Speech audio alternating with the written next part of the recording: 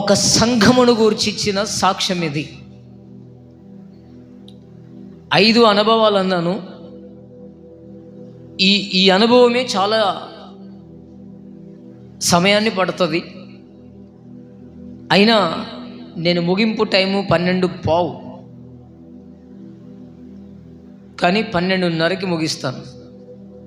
ఒక 10 నిమిషాలు అటు ఇటు. సరే గమనించండి. ఒక సేవకుడు ఒక సంఘమును గూర్చి ఇచ్చిన సాక్ష్యం. అందరూ అనండి నాతో, ఇచ్చిన సాక్ష్యం. ఇప్పుడు ఈ వాక్యాన్ని చదివినప్పుడు ఒక్కసారి మీరందరూ మీ గుండె మీద చేసుకోండి. మీ గుండె ఎక్కడ ఉంటుంది వేసుకోండి, ప్రాబ్లమే లేదు. మీ గుండె మీద మీరు చేసుకోండి. నా గుండె మీద నేను చేసుకుంటా. మీ గుండె మీద ఇంకోళ్ళ గుండె వేయకండి, కానీ మీ గుండె మీద మీరు వేసుకోండి.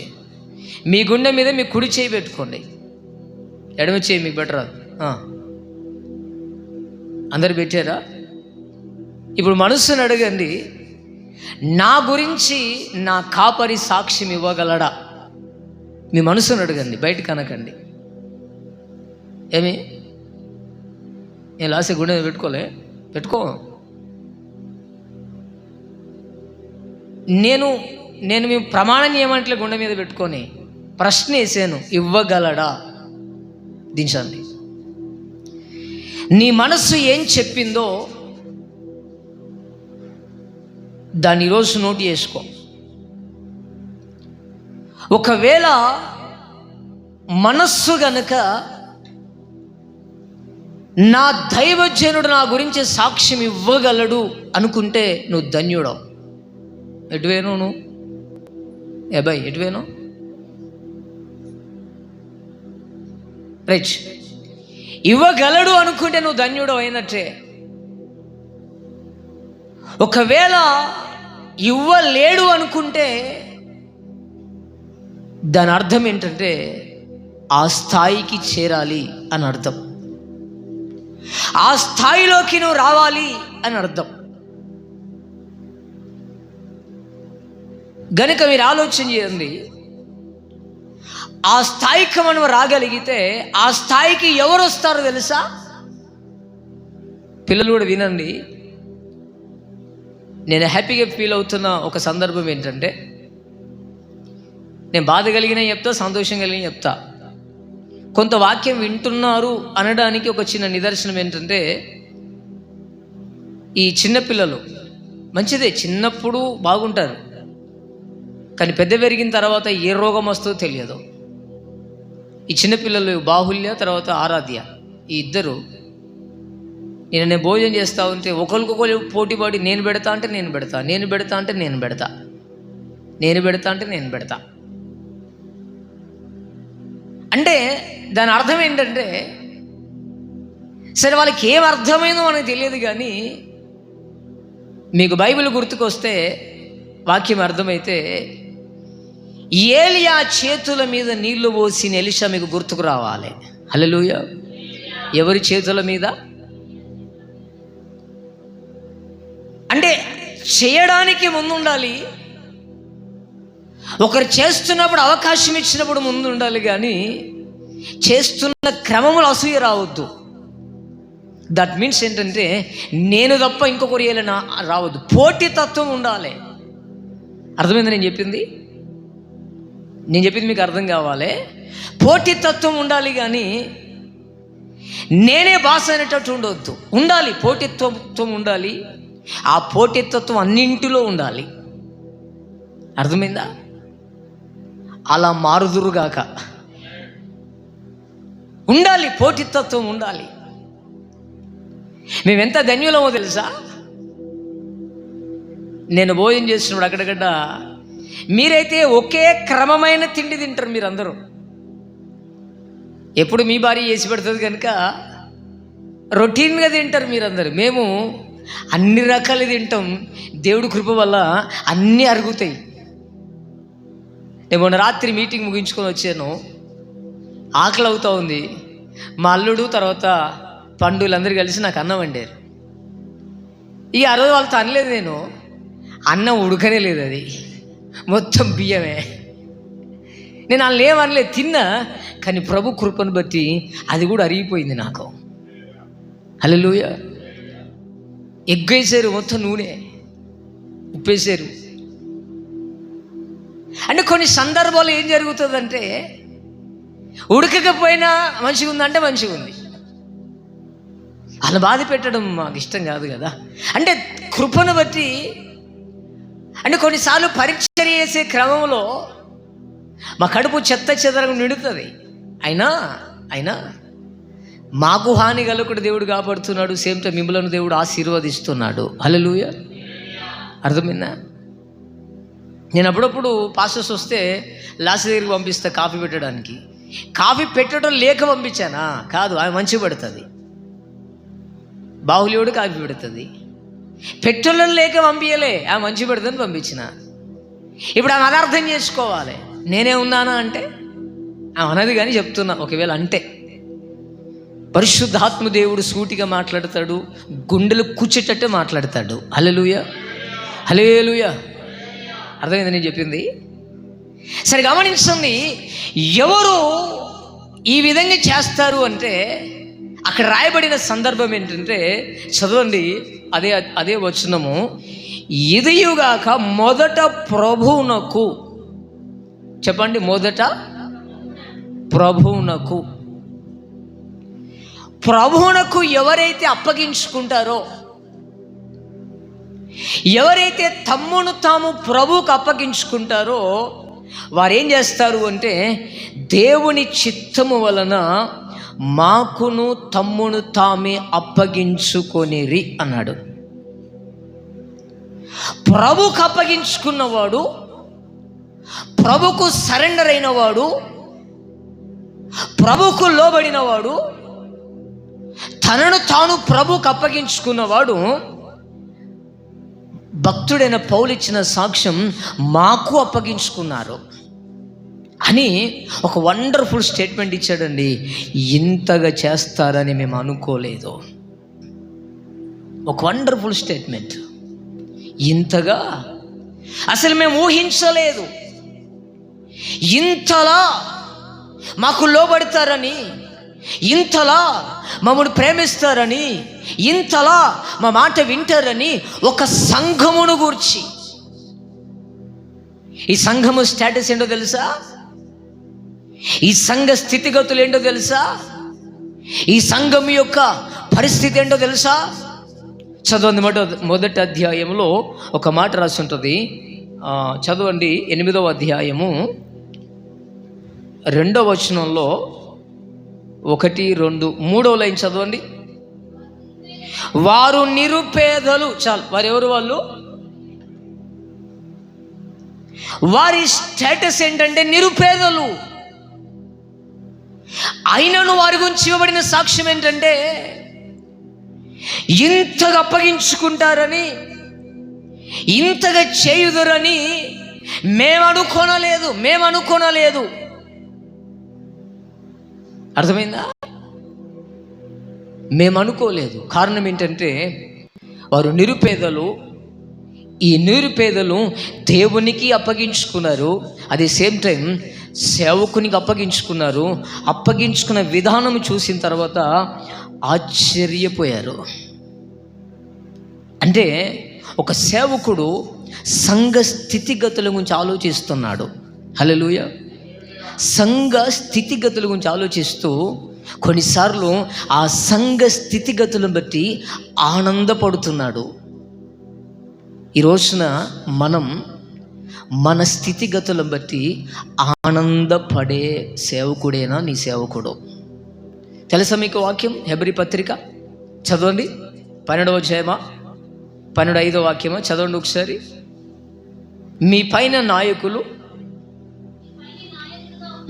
పైన నాయకులుగా ఉన్నవారు లెక్క ఒప్పయెప్పవలసిన వారి వలె మీ ఆత్మలు కాయుచున్నారు గనుక దుఃఖముతో పనిచేస్తే నిష్ప్రయోజనం అనే కాడ అండర్లైన్ చేసుకోండి. నిష్ప్రయోజనము గనుక దుఃఖముతో కాక ఆనందం అనే కాడ అండర్లైన్ చేసుకోండి. ఆనందముతో చేయనట్లు వారి మాట విని, అండర్లైన్ చేసుకోండి, వారి మాట విని వారికి లోబడి.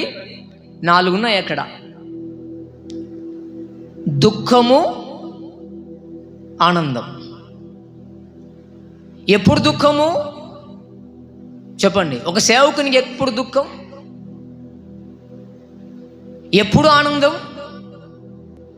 వారు దుఃఖముతో చేసిన ఎడల ఆ దుఃఖం మీకు కనబడకపోవచ్చు బయటికి.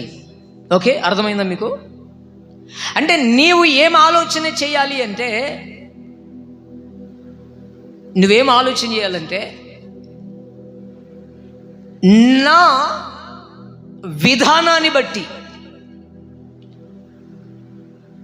ఒక సంఘములో ఒక పాత్రగా ఉన్న నా విధానాన్ని బట్టి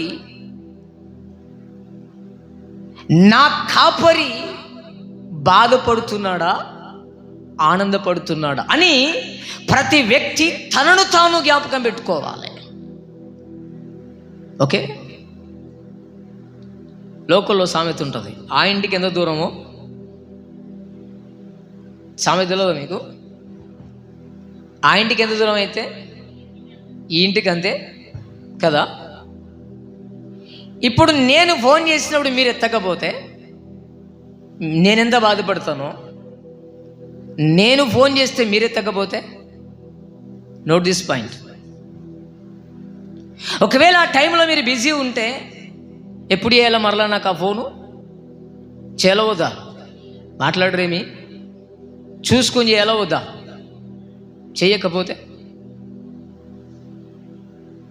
చేయకపోతే ఒక ఎమ్మెల్యే నీకు ఫోన్ చేశాడు అనుకో, మళ్ళీ ఎమ్మెల్యేకి ఫోన్ చేయవా? అసలు ఎమ్మెల్యే నీకు ఫోన్ చేస్తాడా? ఒక కార్పొరేటర్ మనకు ఫోన్ చేస్తే మరలా కార్పొరేట్ అయిపోతే వాడు వచ్చి తిడతాడు మనల్ని. ఎప్పుడైనా వాడికి అవసరం వాడి దగ్గరికి పోతే, అర్థమైంది నేను చెప్పింది? మరి సేవకుడు ఎలాంటి వాడు తెలుసా? ఈ దేశాన్ని పరిపాలిస్తున్న నాయకుల కంటే దేవుని చేత నియమించబడిన వాడు అందరికంటే గొప్పోడు. హల్లెలూయా. ఒక దైవజనుడు గొప్పోడు. ఆ దైవజనుడు ఎన్నిసార్లు ఫోన్ చేసినా మనకు కామన్ డైలాగ్ సైలెంట్లో ఉంది. ఫోను కామన్ డైలాగ్ ఏముంది? అర్థమైందా? మరి సేమ్ డైలాగ్ నేను కొడితే కాదు కదా. అంటే నీ వ్యక్తిగతంగా నువ్వు ఆలోచన చేయాల్సిన విధానం ఏంటంటే, వ్యక్తిగతంగా ఆలోచన చేసుకోవాల్సింది ఏంటంటే, నేను నా ప్రవర్తన, నా విధానము, నా మాట నా కాపరిని గాయపరుస్తుందా అనేది నీకు నువ్వే ఆలోచించుకోవాలి, నాకు నేను ఆలోచించుకోవాలి. ఒక స్తోత్రం. ఆ తర్వాత కుటుంబముగా ఆలోచన చేయాలి. ఇంతే. ఈ 2 మీరు గుర్తుపెట్టుకోండి. కుటుంబము మీరు ఆలోచన చేయాలి. ఎందుకంటే ఆ మాట మీరు ఆలోచన చేయాలి. ఏమిటి ఆ మాట అంటే, ప్రయోజనము నిష్ప్రయోజనం, ప్రయోజనము నిష్ప్రయోజనం. అసలు వాక్యం ఎంత బాగా చెప్పాడు అంటే, ప్రభు ఎంత బాగా చెప్పాడు అంటే, మిమ్మును చేర్చుకున్నవాడు నన్ను చేర్చుకున్నట్టు పూరించండి. నన్ను చేర్చుకున్నవాడు నన్ను పంపిన వాడిని అన్నాడు. సేమ్ టైం మిమ్మల్ని నిరాకరించిన వాడు నన్ను నిరాకరించినట్టు, నన్ను నిరాకరిస్తే నన్ను పంపిన వాడిని నిరాకరించినట్టు. ఇక్కడ మనం ఆలోచన చేయాలి. లోబడుతున్నావా, మాట వింటున్నావా? మాట వినడము, లోబడడం ఎవరికి ఆశీర్వాదం? చెప్పండి, మీరు మాట్లాడండి. ఏమవుతుంది? మాట వింటున్నావా, లోబడుతున్నావా? వినడం అంటే ఏంది? స్టాండప్ అంటే స్టాండప్ కావాలి.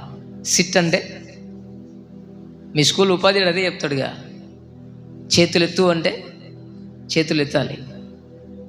అంతేనా కదా? ఆడి దగ్గర పోయి రాబో అంటే పోయి రావాలి. పలానా టైంకి రా అంటే పలానా టైంకే రావాలి. అవునా కదా? ఇది బైబిల్లో ఇట్లా రాసి ఉండదు. అగో మీ కాపరి 10కి రమ్మంటే అని రాసి ఉండదు. వారి మాట వినాలని రాసి ఉంటుంది. హల్లెలూయా. వారి మాట విని వారికి లోబడి ఉండండి, అప్పుడు మీకు ప్రయోజనం అన్నాడు.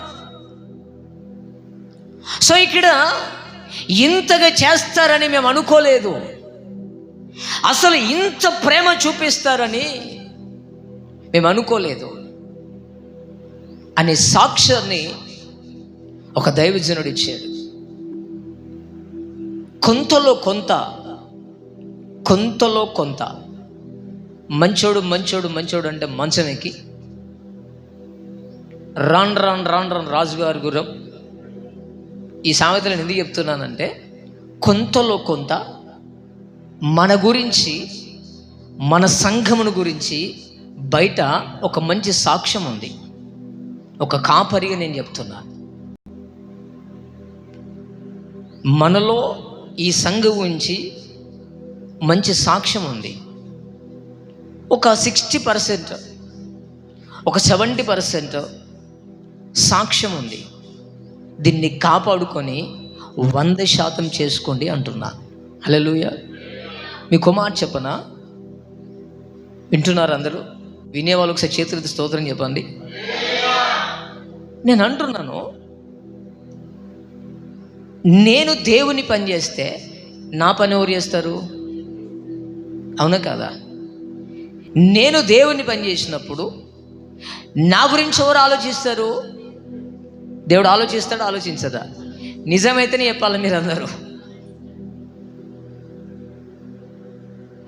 నేను దేవుని గురించి వెళుతున్నప్పుడు, నేను దేవుని పని గురించి నాకు ఆలోచన ఉన్నప్పుడు, నా గురించి దేవుడు తప్పకుండా ఆలోచిస్తాడు. మరి మీరు ఆలోచించినప్పుడు మీ గురించి దేవుడు ఆలోచిస్తాడా, ఆలోచించడా? ఆలోచించడా? మరి దేవుని పని గురించి ఆలోచిస్తున్నావా? అంటే నేనేమంటున్నానంటే, 365 రోజులు దేవుని పని ఉండదు. 52 ఆదివారాలు దేవుని పని, అంతేనా కాదా? నువ్వు దేవుని కొరకు ఇచ్చే టైం ఎంత? 52 రోజులే. ఇక మిగతా గృహ కూడికలు అవంటే నేనే వెళుతాను, మీరు రావచ్చు రాకపోవచ్చు. కానీ 52 ఆదివారాలు ఎవరివి? దేవునివి కదా. ఇప్పుడు 52 ఆదివారం దేవుని గురించి ఆలోచించినప్పుడు దేవుడు నీ గురించి ఆలోచించడా? మన పొద్దున దాకా పని అని అంటాం కదా. నేను అంటాను, ఈ రోజున అసలు పని చేయాలంటే ఆరోగ్యం ఉండాలి కదా ఫస్ట్ అంటున్నా నేను. ఆరోగ్యం ఉండాలా వద్దా? అంటే మనం దేవునికి ఇచ్చే ఏ టైం అయినా అనారోగ్యం పక్కన పెట్టండి, దాన్ని పక్కన పెడితే దేవుని పని మనం చేస్తే దేవుడు మన పని చేస్తాడు. హల్లెలూయా. ఇప్పుడు మొన్న 22, 23, 24 మీటింగ్స్ అయ్యాయి. ఎంత టైట్ పోయి నాకు తెలుసు షెడ్యూల్, మన 1, 2, 3 ఉన్నాయి. అయినా సరే దేవుని పని అని కానివ్వమని చెప్పాను. వీళ్ళందరూ మీరు ఆ పని తిరుగుతారు, మా పని చేస్తారు. నాకు తెలియదా ఏ పని ఎప్పుడు కావాలో? నాకు తెలుసు. కట్టెలు అన్నారు. ఆదివారం కట్టెలు వచ్చినాయా లేదా? అర్థమైందా? నేను పోయాను, నాతో చేతనైంది నేను చేశాను. ఒక సేవకుడు చేయమని చెప్పేవాడు కాదు, చేసేవాడు కూడా. హల్లెలూయా. సమయం వస్తే, సందర్భం వస్తే చేసేవాడు కూడా. చేసేవాడిని నేను చేయమని చెప్పేవాడిని కాదు, నేను చేసేవాడిని కూడా. అర్థమైందా? నేను ఆ రూపస్గాన్ని పట్టుకొని నేను కట్టెలు తెచ్చాను, నేను బండి పట్టుకొని నేను తెచ్చాను, నేను వెళ్ళాను. అంటే గమనించండి,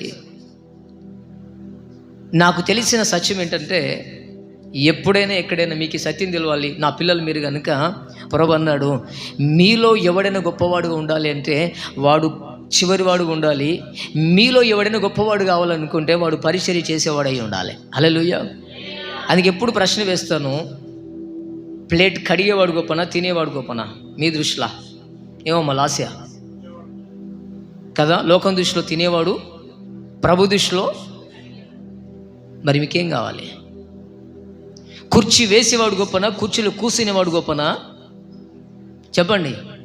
ఎవరు గొప్ప? పాదాలు కడిగేవాడు గొప్పనా, పాదాలు కడిగించేవాడు గొప్పనా? లోకం దృష్టిలో పాదాలు కడిగించుకునేవాడు, కానీ ప్రభు దృష్టిలో పాదాలు కడిగేవాడు. ప్రభు అన్నాడు కదా, నేను మీకు చేసినట్టు మీరును. దాని అర్థం ఏంటంటే అందరు నిలబెట్టి పాదాలు కడుగుమని కాదు, కానీ దాని అర్థం కడగాలి, తప్పేం కాదు. ఆ కడగడంలో ఉన్నది ఇంకో విషయం ఏంటంటే మనం సమాధాన పడ్డట్లు. కానీ ఇంకో విషయం ఏంటంటే అంతకు తగ్గాల మీరు అని బైబిల్ చెప్తుంది. హల్లెలూయా, హల్లెలూయా. ఈరోజు మనుషులు ఎలా తయారయ్యారు తెలుసా? ఒక ఆమె చేస్తూ ఉంటే ఇంకో ఆమె చూస్తూ, ఆడుంటే పిలుస్తారని పక్కకు పోయి, అవునా కాదా?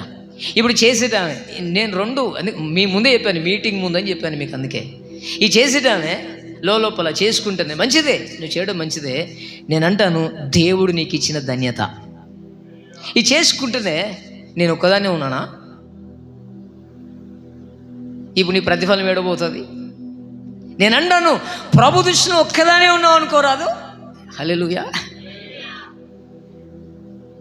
చెప్పండి.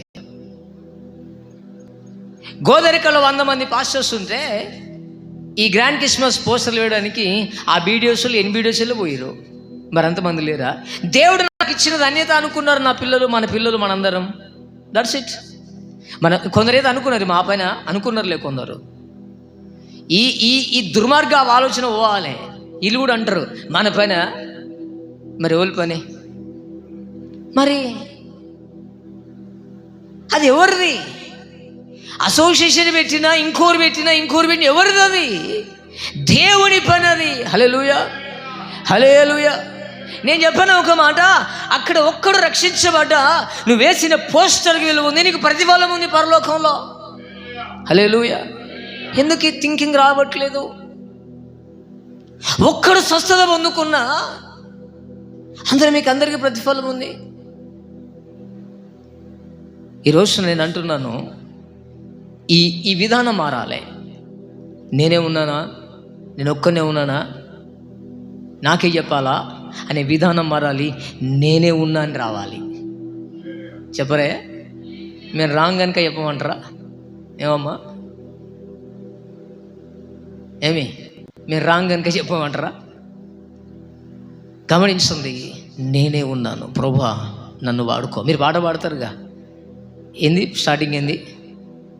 నేను కూడా ఉన్నానయ్యా నన్ను వాడుకో. మీరు ఈ పాట వాడొద్దు. అంటే వాడుకో అంటే మైక్ పట్టుకొని వాక్యం చెప్పడే వాడుకోవడమా? ఏమి మీరు ఏ స్థాయికి వచ్చారంటే గ్రూప్లో ఏదైనా వీడియో పెడితే కూడా చూడరు, స్కిప్. ఈ పనికి వెళ్ళినటువంటి వాదనలు, ఈ కేసీఆర్ మాట్లాడింది, ఆ రేవంత్ రెడ్డి మాట్లాడి వింటారు. నేను ఒక వీడియో చూసాను, కళ్ళంట నీళ్ళు వచ్చాయి నాకు. ఆ చెప్తున్న దైవజనుడు కళ్ళపు నీళ్ళు కాచాడు. మీకు ఆ వీడియో పంపిస్తాను. నేను జస్ట్ గుర్తు చేస్తాను. కానీ ఒక దైవజనుడికి 4 కుమార్తెలు. ఎంతమంది? 4 ఆడపిల్లలండి. ఒక పాప హ్యాండిక్యాప్డ్, ఒక పాప బాగానే ఉంటుంది, మరొక పాప హ్యాండిక్యాప్డ్. ఈ హ్యాండిక్యాప్డ్ ఉన్న పాప అంటే ఈ చెయ్యి ఇట్లా వణుకుతూ ఉంటుంది, ఈ చెయ్యి వణుకుతూ ఉంటుంది, ఇట్లా పడిపోతూ ఉంటుంది. ఈ పాప, డాడీ నేను దేవుని కొరకు ఏమైనా చేయాలి. దేవుని కొరకు నువ్వేం చేస్తావు? వీల్ చైర్లో కూర్చోబెట్టి ఇద్దరు తోస్తూ ఉంటే ఆ వణుకుతున్న చేతులతో కరపత్రాలు పంచుతూ ఉంది అందరికీ. హల్లెలూయా. వికలాంగురాలుకున్న ఆశ, ప్రభువా నీ కొరకు నేనేమైనా చేయాలి, నీ కొరకు నేనేమైనా చేయాలి, నీ కొరకు నేను బతకాలి. అర్థమైందా? కొన్ని చర్చిలలో పాటలు పాడడానికి కొట్లాడతారు. మన చర్చిలో పాటలు పాడమంటే నేను పాడా. పోనీ మీకు స్వరం లేదా? మన చర్చిలో పిల్లలకు ఉన్నంత స్వరం నాకు తెలిసి ఎవరికి లేదు. అంతమంది స్వరాలు ఉన్నాయి, కానీ నేను పాడా. అంటే కొన్ని చర్చిలో కొట్లాడతారు అలుగుతారు. మీరు అలగాలని చెప్పట్లేదు నేను, కొట్లాడాలని చెప్పట్లేదు నేను. మన చేయి మీద పాటి అయిపోతే అలిగిండు ఒక అయ్యగారు. ఈ బోని పిలిచి నేను మళ్ళీ ఇచ్చిన. అంటే నేనున్నానయ్యా నీ కొరకు. హల్లెలూయా. మీకు మాట చెప్పనా, మీరు ఒక పాట పాడినప్పుడు చూసిన ఒక విశ్వాసి కానీ కింద కూర్చుని ఒకడు కానీ ఆ పాటను బట్టి వాడు మారితే నీకు ఆశీర్వాదం కాదు. జవన్య గారు చెప్తా ఉంటారు, ఏసన్న గారి నుంచి ఒక మాట చెప్తా ఉంటారు. ఒకడు చనిపోతానని సముద్ర దగ్గరికి వెళ్ళి బ్రిడ్జ్ దగ్గరికి వెళ్ళి దుంకే టైంలో ఒక మైకులో ఒక పాట వినబడిందట.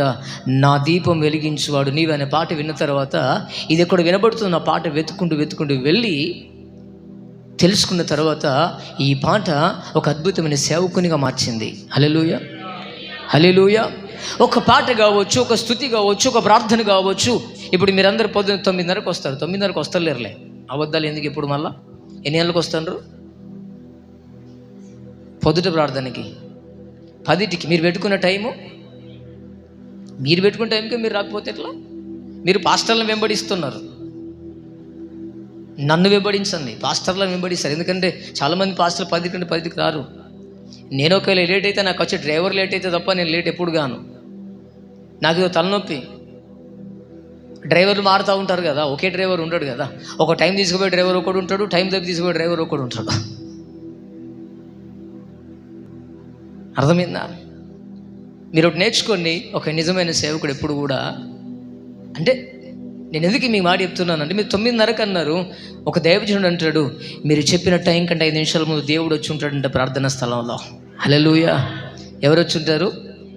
నువ్వు ఎప్పుడు చెప్పినా ప్రభు నేను వాళ్ళ దగ్గరికి 5 గంటలకు వస్తాను అంటే ప్రభు 4 గంటలు 55 నిమిషాలకు వచ్చి అక్కడ ఉంటాడట. మనం ఎన్ని గంటలకు పోవాలి? మాట్లాడరు. ఎన్ని గంటలకు పోవాలి? వేడి వస్తుందా? ఎన్ని గంటలకు పోవాలి? నువ్వు పోవాలా వద్దా? నువ్వు చెప్పిన టైం కన్నా పోవాలా వద్దా? సరే, మీరు ప్రార్థన చేస్తుంటే చాలా సంతోషం, మంచిది. కానీ ఆ చిన్న ఎందుకు సవరించుకుంటే అయిపోతుందిగా. సరే, గమనించిన పిల్లరా, నీవు దేవుని పని చేస్తే దేవుడు నీ గురించి ఆలోచిస్తాడు. నువ్వు పని చేయి, నీకు అవకాశం దొరికినప్పుడు. అందుకే పరిచర్య చేసేవాడు గొప్ప. హల్లెలూయా. అది మీ పిల్లలందరికీ మీరు నేర్పించండి, అందరికీ నేర్పించండి. అందరికీ అర్థమైంది. ఆసక్తిని చూపించండి. అది పిల్లలకు ఆశీర్వాదం, మీకు ఆశీర్వాదం, అందరికీ ఆశీర్వాదం. అర్థమైంది. ఇంతగా మీరు చేస్తారని మేము ఊహించలేదు. ఒక నిరుపేదలో వాళ్ళు ఏం చేస్తారో మీరు తర్వాత చదువుకోండి. మీరు ఇంటికి వెళ్ళిన తర్వాత అదంతా ఇప్పుడు నేను చెప్పలేను. కానీ వారి నిరుపేదలైనను వాళ్ళు ఏం చేశారో అక్కడ మనకు రాయబడి ఉన్నది. తర్వాత మరొక వాక్యాన్ని మీకు చూపిస్తాను. 2వ రాజుల గ్రంథం 4వ అధ్యాయం 13వ వాక్యం చదవండి త్వరగా. 2 రాజులు 4:13. నీవింత శ్రద్ధాభక్తులు మా యందు కనపరిచితివి, నీకు నేనేమి చేయవలెను. చాలా గమనించండి. ఇక్కడ ఇంకొక సందర్భం. అక్కడ ఇంతగా చేస్తారని ఊహించలేదు. ఇక్కడ మరో దైవజనుడు అన్నాడు, నువ్వింత శ్రద్ధ చూపావు కదా మా మీద, నేనేం చేయాలి నీకు? What you want? నీకేం కావాలి అంటే ఆమె ఏమన్నది?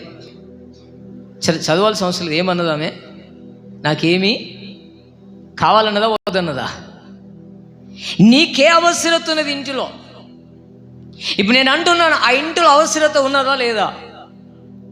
ఏ అవసరత ఉంది? మీరు మాట్లాడబోతే ముగిస్తా. నా గురించి మీకు సరిగ్గా తెలియదు. నేను ఎంత పరిశుద్ధాత్ముడి చేత నడిపించబడే గొప్ప వర్తమానం ఉన్నా మీరు రియాక్షన్ చూపకపోతే అక్కడే ఆపుతా నేను. ఒక స్తోత్రం చెప్పండి. వినటోళ్ళు కావాలి, విన్నట్టు యాక్షన్ చేసేటోళ్ళొద్దు. రైట్. ఇప్పుడు ఏమండి, ఆమెకు అవసరత ఉన్నదా లేదా? ఏ అవసరత ఉన్నది? ఏముంది? ఈ సంతానాన్ని ఎవరు ఇవ్వగలరు? డబ్బు ఇవ్వగలరా? డాక్టర్లు ఇవ్వగలరా? ఎదురు చూసిన అబ్రహామును అడుగు చెప్తాడు ఎంత వేదన ఉంటుందో పిల్లల పరిస్థితి. అర్థమైందా? రాహేలమ్మని అడుగు చెప్తుంది, రిబ్కమ్మని అడుగు చెప్తుంది. మళ్ళీ ఉంటే అడుగుతూ చెప్పరు. ఎందుకంటే మన పెళ్ళి అయిన తర్వాత వెంటనే పిల్లలు పుట్టరి, ఎదురు చూడలేగా, మనకేం తెలుస్తుంది. ఇప్పుడు నేను కనీసం ప్రార్థన చేయకుండా దేవుడు పిల్లలు ఇచ్చాడు కదా. దాని బాధ మా పెద్దక్కకి పెళ్ళైనాక 5 సంవత్సరాలకు పిల్లలు పుట్టలే. మా బావల్ల అమ్మ ఏ ఆలోచనకు వచ్చారు తెలుసా? మా చిన్నక్కని అడిగినారు. ఇంకా అర్థమైందా? ఇక పిల్లలు పుట్టరేమో అని. మా పెద్దోడు మా అన్నోకి 5 సంవత్సరాల తర్వాత పుట్టాడు. అంటే అనేకమైన ప్రయత్నాలు మనం చేసినా, ఏ మందులు వాడినా, ఏది చేసినా దేవుడు కృప చూపకపోతే నో ఛాన్స్. అవునా కదా? ఇప్పుడు ఈమె అవసరత దేవుడే తీర్చాలి. ఈ అవసరత చాలా వేదనకరమైన పరిస్థితే, వేదనకరమైందే. కానీ అటువంటి పరిస్థితులు ఆమె అన్నది, అన్నున్నాయి ప్రభు, అన్నున్నాయి అయ్యా అన్నది. కానీ ఈమె చూపిన ప్రేమకి దైవజనుడు వెతికాడు, ఏం కావాలో కనుక్కో అని గేహజీకి చెప్పాడు. అప్పుడు తెలిసింది ఈ ఇంటిలో సంతానం లేదు. చూడండి, దేవుడు మర్చిపోయాడా? చేసింది మర్చిపోయాడా? చెప్పండి మర్చిపోయాడా? ఈమెం చేసింది చెప్పండి. ఈమెం చేసింది చెప్పాలి, చక్కగా చెప్పాలి, బైబిల్ చూడకుండా. ఏం చేసిందండి?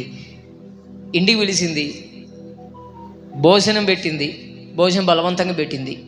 తినా అంటే సేవకులు మీరు తినుమనంగా తింటారా? అంటే ప్రార్థనప్పుడు కాదు, మిగతా టైంలో తినుమనంగా తింటారా? ఎప్పుడైనా మీ ఇంటికి ఊరికే నచ్చాడు తినుమనంగా తింటారా? తినడు. ప్రార్థనప్పుడు తింటాడు, మీరు వెడకమైన తింటారులే. కానీ అర్థమైందా? బలవంతం చేసింది.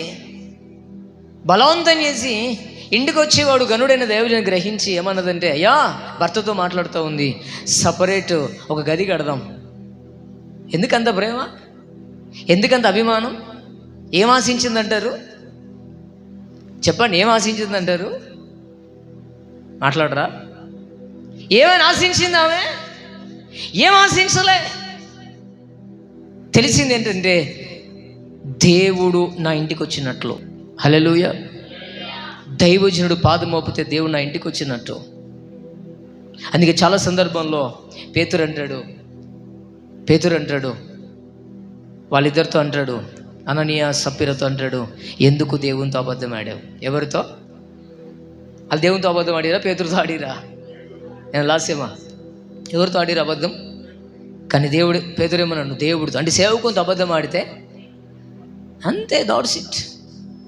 నువ్వు సేవకునితో అబద్ధం ఆడితే, పేతురుతో అబద్ధం ఆడిన సేవకుని అనని అన్నాడు, దేవునితో అబద్ధం ఆడావు.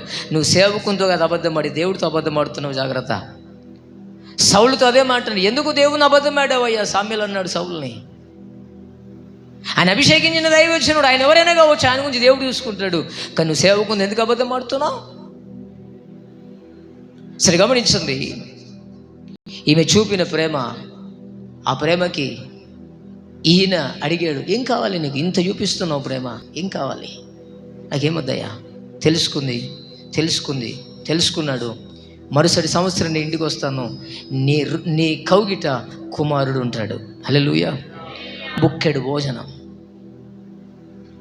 సేవకులు ఎక్కువ తిన్నారు నిజమైన సేవకులు ఎక్కువ తిన్నారు గుర్తుపెట్టుకోండి. ఈ మాటను ఎందుకంటున్నా గుర్తుపెట్టుకోండి. నిజమైన సేవకులు ఎక్కువ తినరు. ఎందుకంటే బైబిల్ ఉంది కదా, నువ్వు తిండిపోతువైన ఎడల గొంతుకు. మరి సేవకులకు వర్తించదు ఇది? వర్తిస్తుంది, నాకైనా వర్తిస్తుంది. గమనించండి. బుక్కడి భోజనం పెట్టింది, ఒక ప్లేట్ పెట్టింది, ఒక బల్ల పెట్టింది, ఒక రూమ్లో సిరప్ వచ్చింది. ఇవన్నీ చేసినందుకు దేవుడు ఆమెకు అద్భుతాన్ని చేశాడు. మర్చిపోయాడు ఆమెను. హల్లెలూయా. మరొక మాట అంటాడు, దావీదు అంటాడు, యోనాతానును బట్టి ఉపకారము చూపుటకు ఎవరైనా ఉన్నారా? ఎందుకన్నాడు తెలిసి మాట? యోనాతాను దావీదుకు ఎల్లవెల్ల తోడుగున్నాడండి. దావీదు అనేటువంటి సేవకునికి యోనాతాను అనేవాడు అనేటువంటి ఒక వ్యక్తి యోనాతాను తండ్రి ఏమో దావీదుకు శత్రువు, కానీ యోనాతానేమో దావీదుకు ప్రాణమిత్రుడు. అంటే ఒకింటిలోనే, అర్థమైందా భావం? ఒకింట్లోనే సేవకునికి శత్రువు ఉన్నాడు. స్తోత్రం చెప్పండి. మరి ఎందుకు పూరించారు? ఒకింట్లోనే శత్రువు ఉన్నాడు, ఒకింట్లోనే ప్రాణమిత్రుడు ఉన్నాడు. హల్లెలూయా. కొన్ని సందర్భాల్లో ఒక ఇంట్లోనే భర్తేమో సేవకుని ప్రాణంగా ప్రేమిస్తాడు, ఈ భార్య ఎప్పటికీ వ్యతిరేకిస్తుంది సేవకుని. ఎప్పుడు నీకు ఎప్పుడు అయ్యగారంటేనే ఇష్టం, నేనంటే ఇష్టం కాదు నీకు. పిల్లలు కూడా ఉంటారు, మమ్మల్ని పట్టించుకోగానే ఏమైనా సెచ్చి అంటావు. అర్థమైందా? ఏమైనా సెచ్చి అంటావు. విని నన్ను కూడా మా భాషం అప్పుడప్పుడు అంటుంది, నువ్వు ఏమైనా అసోసియేషన్ అంటావు, నువ్వు పక్కకు పోవాలంటది. నేను అసోసియేషన్ ప్రెసిడెంట్ కాదు, నేను దేవుని పని కోరుకున్నా. హల్లెలూయా. నేను నిలబడింది ఇదెంత సేవనో అది కూడా అదే సేవ. ప్రజల కొరకైన సేవ, అది సేవనే. ఇది కూడా సేవనే. మీరు గమనించండి, ఈ ఇంటిలో కుటుంబం అంతా సేవకునికి పరిచర్యకి అన్ని విధాలా సహకరించేవారుగా ఉండాలి. అలా ఉంటే దేవుడు తప్పకుండా ఆశీర్వదిస్తాడు. హల్లెలూయా. అది ఎట్లా అనే ప్రశ్న మీరు వేసుకోకండి, దానికి ప్రత్యక్ష సాక్షులు మేమే. చెప్పింది అర్థమైందా మీకు? సరి గమనించండి, యోనాతానేమో ప్రాణంగా ప్రేమించాడు. ఆ ప్రేమించబడిన ఇంత చూపిన ప్రేమను బట్టి దావీదు అన్నాడు, ఆ కుటుంబంలో ఎవరైనా ఉంటే పిలువన్నారు. ఆ ఇంట్లో ఒక కుంటివాడు, 2 కాళ్ళు లేనోడు ఉన్నాడు. ఆయన తీసుకొచ్చి సదాకాలము రాజు ఎక్కడ కూర్చుంటాడో అక్కడ కూర్చోబెట్టి తనకు భోజనం పెట్టాడు. ఆయన ప్రాణం ఉన్నంత వరకు ఆయన చూసుకున్నాడు, ఆయన కుటుంబాన్ని చూసుకున్నాడు. హల్లెలూయా. యోనాతాను చూపిన ప్రేమ దేవుడు మర్చిపోలే. అందుకే నేను అప్పుడప్పుడు అంటూ ఉంటాను, మేము మా పిల్లలు ఎదిగిన దినాన మీ పిల్లలు మేము మర్చిపోను. ఎందుకు అంటున్నాను? ఇది దేవుని ప్రేమ. మీరు పరిచయలో సహకరించిన ఒక్కటి కూడా జ్ఞాపకం పెట్టుకుంటాను నేను. మీరు సహకరించింది ఎప్పుడు జ్ఞాపకం పెట్టుకోను నేను. అందుకే 100లో 1 ఉండొచ్చు, అది మనం జ్ఞాపకం పెట్టుకోవద్దు. 99 ఉన్నాయి. నేను ఈ మందిరంలోకి వచ్చినప్పుడు ఈ మందిర పని జరిగిన విధానాన్ని జ్ఞాపకం చేసుకుంటా. అప్పుడు ఎంతమంది ఎలా కష్టపడారో నాకు తెలుసు. కానీ అప్పుడు ఒకంత చిన్న బాధ ఏం కలుగుతుందంటే, ఎందుకు కలుగుతుందంటే, ఆసక్తి ఎందుకు తగ్గించుకుంటారో అనిపిస్తుంది అంతే. అది బైబిల్లో ముందే రాసిపెట్టాడు, నాకేం కొత్త కాదు. బైబిల్ రాసిపెట్టాడు, ప్రభునందు స్థిరలనై ఆసక్తి కలిగి, ఎల్లప్పుడూ ఆసక్తి కలిగి మాంద్యులు గాక అని రాసిందా లేదా? మీకు మాట చెప్పిన, గోదావరికన్ చర్చిలో ప్రేమయ్య అని ఉండేవాడు ఒక ఆయన.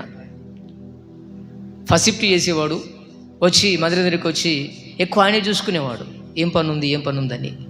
మీటింగ్లో పడితే ఎప్పుడు అక్కడే ఉండేవాడు. ఈరోజు సభలు జరుగుతున్నాయి, ఏముంది అని వచ్చి తెలుసుకుంటున్నావా? నీ పనిగా, నీ బాధ్యతగా ఏముంది నా పని, నేనేం చేయాలి అని నీ వంతుగాను నీతో అయింది. బాగా గుర్తుపెట్టుకోండి, నీతో అయింది. అర్థమైందా? గమనించండి, మన బాధ్యతను నెరవేర్చాలి. హల్లెలూయా. ఎండ ఉండొచ్చు, కానీ దేవుని కాపుదల మన మీద ఉన్నదా లేదా? మీ పిల్లలకి మీరు చెప్పాలి, వెళ్ళండి, ఏముందో వెళ్ళండి. చెప్తున్నారా? గంప కింద కప్పినట్టు ఎండగొడతానికి పోకరి. మాకు తెలియదా మీ పిల్లలు ఎంతనో, మా పిల్లలు ఎంతనో, మీ పిల్లలు కూడా అంతే. అర్థమైందే చెప్పింది నేను. సరే గమనించండి, ఈ రోజున దేవుని కొరకు, దేవుని సేవకుని నిలబడ్డటువంటి ఆ యొక్క యోనాతానును కుటుంబాన్ని జ్ఞాపకం పెట్టుకున్నాడు. ఇంకొక మాట చెప్పి ముగిస్తాను. రహబు అనే వేశ్య 2 సేవకులను చేర్చుకుంది. వారు అన్నారు, మా ప్రాణముల కొరకు నీ ప్రాణం పెట్టడానికి ఇష్టపడ్డావు కనుక మీ కొరకు మా ప్రాణం పెడతాం. హల్లెలూయా. ఎంత చక్కని మాట. ఇది చెప్పి ముగిస్తాను. సంఘం అంటే, వినండి అందరూ నన్ను చూడండి అందరూ. సంఘం అంటే సేవకుని కొరకు సంఘం ప్రాణం పెట్టాలి, సంఘం కొరకు సేవకుడు అన్నం పెట్టాలి. ఇది సంఘం. అర్థమైంది చెప్పింది. సంఘము కొరకు సేవకుడు ప్రాణం పెట్టేటోడు అయి ఉండాలి, సేవకుని కొరకు సంఘం కూడా ప్రాణం పెట్టేదై ఉండాలి. ఇరువురు కలిసేది దేవుడి సేవ మాత్రమే. హల్లెలూయా. ఇట్టి కృపలో ఇట్టి భాగ్యములో పరిశుద్ధాత్మ మనల్ని నడిపించును గాక. మోకరించండి, ప్రార్థన చేద్దాం. మహాపరిశుద్ధుడా తండ్రి, నీకు వందనాలు స్వామి. దయగల ప్రభువా, ఒక 4 అనుభవాలు మేము చూసాం. ఈ 4 అనుభవాలు కేవలము వారి స్థితులు, వారి పరిస్థితులు, మాసిదోనియా సంఘం నిరుపేదలు అయినా వారు అర్పగించుకున్న విధానము సేవకుని ఆశ్చర్యపరిచింది. అదే విధముగా ప్రభువా,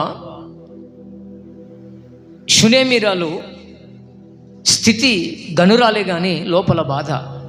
అంత బాధలో ఉండి కూడా, అంత వేదనలో ఉండి కూడా ఆమె నోట దేవుడు నాకు అన్యాయం చేశాడు అనలేదు.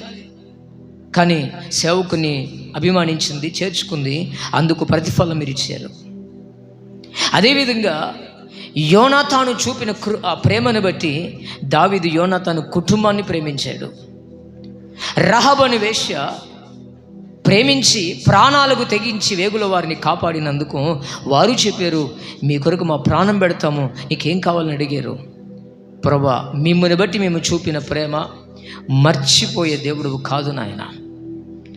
పరిచర్యలోనైనా వ్యక్తిగతంగానైనా మీ కొరకు మేము ఆలోచించినప్పుడు మా కొరకు ఆలోచించే దేవుడు. మేము చేసే ప్రయాసలో ఒక ఆత్మ రక్షించబడిన, ఆరిపోయిన ఒక దీపం వెలిగించబడిన, ఒకడు స్వస్థత పొందుకున్నా, ఒకడు లోపల ధైర్యం తెచ్చుకున్నా, దాని ప్రతిఫలము ప్రయాసపడిన మాకు అందరికీ ఉంటుంది.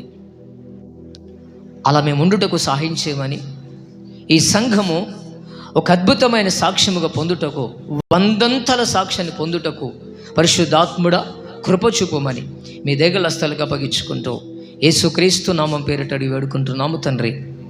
ఆమెన్.